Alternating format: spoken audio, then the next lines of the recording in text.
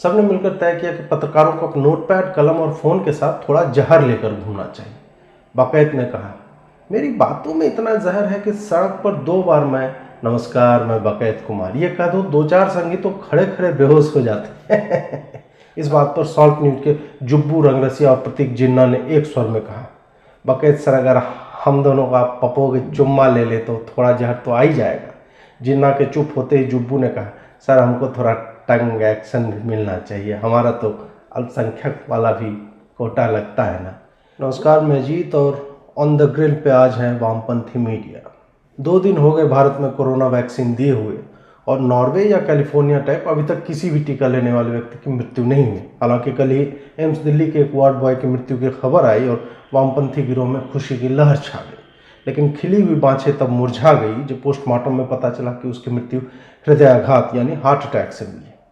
पहले नोटबंदी और अब किसान आंदोलन में लाशें गिनने वाली वामपंथी मीडिया कोरोना के वैक्सीन देने की सफलता पर विक्षिप्त जैसा हो चुका है।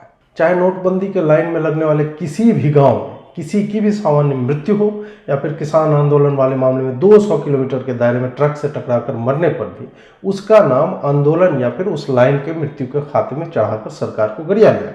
लेकिन कोरोना वाले मामले में शुरू से ही इनका प्रपंच प्रतिफलित होता नहीं दिख रहा। पहले इन्होंने भारत बायोटेक वाले कोवैक्सीन को लेकर आंकड़ों पर सवाल उठाए, लेकिन हाँ, विदेशी वैक्सीन के आंकड़ों पर चुप्पी साधे रहे, वहां पे कोई एफिकेसी डेटा नहीं मांगा। लेकिन 2.25 लाख लोगों को वैक्सीन देने के बाद भी भारत में सिर्फ 447 लोगों को छोटी मोटी परेशानियां हुई, जिसमें से सिर्फ 3 को अस्पताल जाना पड़ा। इनमें से 2 ठीक होकर बाहर आ चुके हैं। प्रतिशत निकाला जाए तो यह लगभग 0.2% है और अस्पताल जाने वालों का प्रतिशत 0.0013%। यह आंकड़ा देखने के बाद वामपंथियों के व्हाट्सएप ग्रुप में निराशा छा गई। लोगों ने सर पकड़ लिए कि यूरोपीय देशों में हॉस्पिटल जाना तो छोड़ो, लोग निपट रहे हैं और गाय गोबर करने वाले मोदी के राज में तो वैसा कुछ हो ही नहीं रहा। तभी द लायर में काम करने वाली फोटोशॉप मामलों की जानकारी एक पत्रकार ने कहा, देखिए मजाक एक तरफ है, आई रिटरेट, मजाक अपनी जगह है, लेकिन हमें खास तारे के निकलने का इंतजार करना चाहिए और अपने लोगों को गाय नहीं तो बकरी का मूत्र पिलाकर देखना चाहिए कि क्या बिना वैक्सीन के भी वो ठीक हो रहे हैं।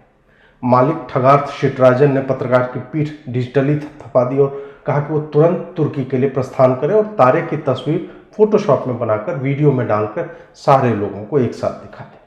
वहीं धान और चावल का फर्क ना समझने वाले बकैत कुमार ने बताया कि मोदी वैक्सीन की जगह गंगा जल डाल रहा है। आगे उन्होंने प्राइम टाइम की स्क्रिप्ट तैयार करते हुए लिखा, गंगा जल की 4 बूंदें लोगों को देकर मोदी की फांसीवादी सरकार लोगों से 250 रुपया ऐंठ रही, लेकिन अब कहेगा कि वैक्सीन तो मुफ्त में दिया जाए। तो मैं यह बताना चाहूँगा कि बाबूजी, मुफ्त में कुछ नहीं होता। आने वाले दिनों में भारत बायोटेक वाले राज्यसभा में दिख सकते हैं। यही तो वो बातें हैं जो हमें तुरंत नहीं दिखती, लेकिन कीमत बहुत बड़ी होती है। गौर से देखने पर वैक्सीन का रंग और गंगा जल का रंग एक जैसा है। इस पानी को छीलने पर आप भीतर में गंगा जल पाएंगे। कोई कंपनी फ्री में कुछ नहीं देती। आपसे कहा जा रहा है कि ये वैक्सीन है, जबकि वो गंगा जल छान कर बोतल में बंद किया गया है। बजट में मोदी जी दाढ़ी पर हाथ फेरते हुए कह देंगे कि इतने 1000 करोड़ गरीबों को भोजन कराने में और इतने 1000 करोड़ वैक्सीन में खप। बात समझिए वरना देर हो जाएगी। अपनी जमीर तलाशी, किसको वोट दे रहे हैं? टीवी मत देखा कीजिए, सिर्फ यूट्यूब देखा कीजिए। इस बात पर खासदीप को गुस्सा आ गया। उसने बकैत को गरियाते हुए कहा कि दिन रात वो फुटेज खाने की कोशिश ना करे।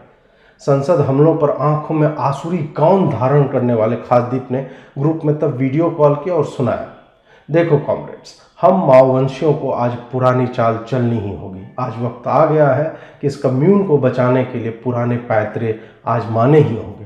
सबने मिलकर तय किया कि पत्रकारों को नोटपैड, कलम और फ़ोन के साथ थोड़ा जहर लेकर घूमना चाहिए।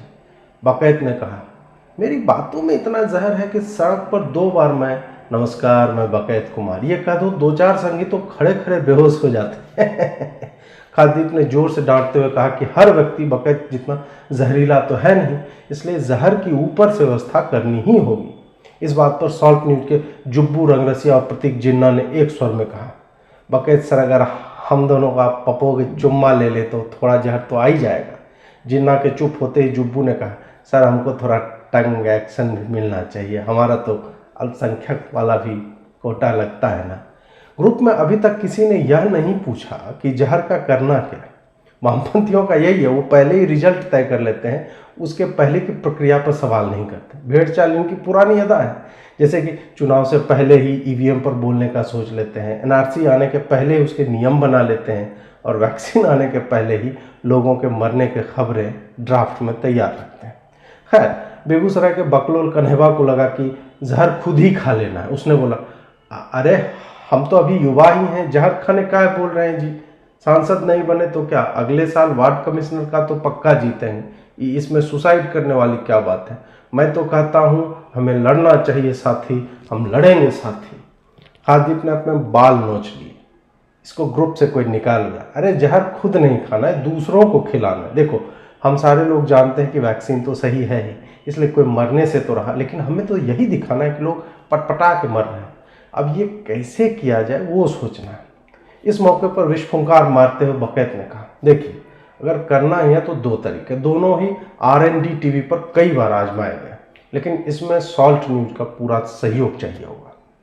जब जुब्बू और जिन्ना दोनों सहयोग देने पर राजी हो गए तो बकैत ने कहा, देखो भारत का मैप ले लेना है, उसमें एक रैंडम गांव उठा लेना है, ऐसा गांव अगर मिले जिसके बारे में पहले किसी ने ना सुना हो, या जहां से खबर की काट आने में समय लग जाए, हेडलाइन बना दीजिए, फलाने गांव में कोरोना वैक्सीन लेने से शख्स की मौत। जब तक सरकार के मुलाजिम फ़ोन करके पता करेंगे, सूचना फैल चुकी होगी और हम डैमेज कर चुके होंगे। इस पर गंजे जिन्ना ने पूछा कि अगर उन लोगों से ऑप इंडिया वाले लोग गाली देते हो पूछने लगे कि इसका फैक्ट चेक क्यों नहीं किया, तो वो क्या करेंगे। इस पर पंचर पुत्र जुब्बू ने कहा, अरे जैसे तबलीगियों के समय डिफेंड कर रहे थे वैसे ही करेंगे या चुप रहेंगे, इतना भी सहयोग नहीं दिया कॉज के लिए तो क्या दिया। तब किसी ने कहा कि इंटरनेट के दौर में तो पता चल ही जाएगा और संघी लोग छील कर रख देंगे। फिर इस पर गहन विचार के बाद, बिना किसी झिझक, शर्म, हया, लिहाज, लज्जा के बाद हार्दिक ने सुना, इसीलिए तो जहर की बात की थी। खुद नहीं खाना है, पहले पता कर लो किस किस इलाके में वैक्सीन दी गई है, उन इलाकों में जाना है और किसी को जहर खिला के मार देना है, न्यूज बन जाएगी। That is a good day for news journalist like me. इस पर किसी ने नैतिकता की बात की तो सबने एक स्वर में बोला, नया है हो क्या, वामपंथ और नैतिकता अलग अलग बात है। हम लोग आदर्श का रोना तभी रोते हैं जब डिबेट जीतनी हो। केरल और बंगाल में हमारे कॉमरेड्स ने जिंदा गाड़ कर नमक डालने की विधि पर पूरा परफेक्शन पा लिया है, और तुम लोग नाजुक हृदय टाइप हमारे रिवॉल्यूशन को ज्वाइन करने में। लानत है यार तुम लोगों पे। इतनी लानतों के बाद वो नया वाला आदमी चुप बैठ गया। सिट्राजन तब बोला, अरे भारत में तो ऐसे भी इतने लोग हैं, दो चार ही तो मारने हैं।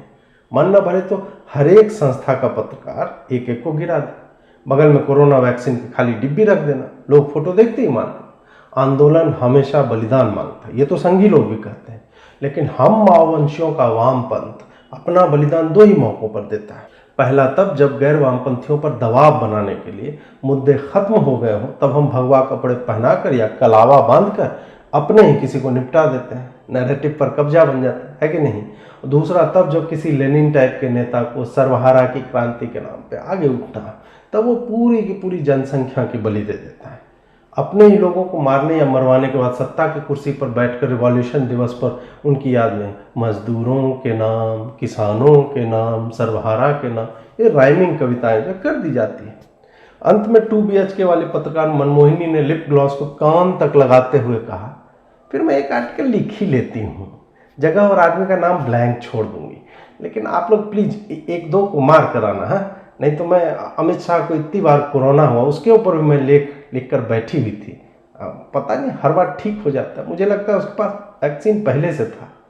इसके बाद एक जनाना खूब ने एक और विचार दिया, देखिए मेरा तो अनुभव भी रहा है गुजरात दंगों के दौरान, मतलब जो कुछ हुआ ही नहीं वो भी लिख कर मैं घर अभी तक चला रहा हूँ, तो उसी अनुभव के आधार पर मेरा सुझाव यह है कि बिना जहर दिए भी इस फांसीवादी सरकार को नीचा दिखाया जा सकता है। क्यों ना हम नॉर्वे जाकर मरने वालों की जेब में भारत बायोटेक वाली वैक्सीन रख दें। इस पर फोटोशॉप वाली एक तरफा जानम ने लगभग गरियाते हुए कहा, इसीलिए तेरी किताब कोट ना कूड़ेदान में फेंक देती है, बढ़िया है नॉर्वे जाने वाली, नॉर्वे की फ्लाइट मिल रही है, अभी लाश रखी हुई है अभी तक हमारे लिए हैं। इस पागल औरत को किसने ग्रुप में रख लिया भाई। लड़ाई झगड़े का माहौल देखते हुए ग्रुप कॉल को ख़त्म कर दिया गया। चैट में फिर सारे लोग इस बात पर सहमत हुए कि सारे पत्रकार सिरिंज में जहर भरकर अपने अपने इलाकों में फैल जाएंगे। जहाँ भी कोई अकेले मिले तो उन्हें यह कहना है कि उनके पास नई वाली वैक्सीन है, क्योंकि सिरिंज पे वैक्सीन का नाम लिख दिया जाएगा और आप डॉक्टर हैं। फिर जब वो बाँह आगे करे तो जहर इंजेक्ट करके जेब में वैक्सीन की शीशी रख के और कपड़े पर फिंगरप्रिंट मिटाना है, वो रगड़ के, और हाय हाय देखो देखो ये मर गया, इस तरह चिल्ला देना। ये सब तय होने के बाद अगले दिन प्राइम टाइम स्क्रिप्ट इस तरह से कुछ लिख ली गई। नमस्कार, मैं बकैत कुमार। सत्ताधीश और उनके समर्थक कहते रहे कि जनसंख्या नियंत्रण कानून कब आए। लीजिए आ गया, और कानून नहीं आया। जीवन दान के नाम पर आपसे पैसे लेकर आपको जहर दिया जा रहा है। आपको कहा जाएगा कि कोई भी वैक्सीन परफेक्ट नहीं होता। आपसे आपके ही डेथ सर्टिफिकेट पर हस्ताक्षर ले लिए जाएंगे और आपको पता भी नहीं चलेगा। आप बस एक संख्या बनकर रह जाएंगे। हो सकता है आपको भी शहीद बना दिया जाए, और जो भी इस बात पर प्रश्न करेगा उसे IT सेल के छोटे छोटे बॉयलर देशद्रोही बता देंगे। आपसे कहा जाएगा, क्या देश के नाम पे जान नहीं दे सकते? क्या देश के नाम पर वैक्सीन टेस्ट करने के लिए लैब के जानवर नहीं बन सकते? देशभक्ति का यही नशा आपको 6 सालों से चटाया जा रहा है। आप चाट रहे हैं, खुमारी में हैं। आप खुश हैं कि आपका तो नंबर नहीं आया। आएगा, जल्दी ही आएगा। जैसे आजकल कानून नहीं अध्यादेश आते हैं, वैसे ही अब जनसंख्या नियंत्रण के लिए परिवारों को निरोध बांटने की जगह वैक्सीन देकर जीवित लोगों को ही कम कर दिया जाएगा। फिर आपको उसके भी फायदे बताए जाएंगे कि जो बच्चा आया ही नहीं उसको रोक कर क्या फ़ायदा। जो बच्चे पैदा कर सकता है उसी को निपटा दो। लेकिन आप तो खुश हैं कि राफेल आ रहा है, एयर स्ट्राइक हो गया, कश्मीर से 370 चला गया, राम मंदिर बन रहा है, चंदा इकट्ठा हो रहा है।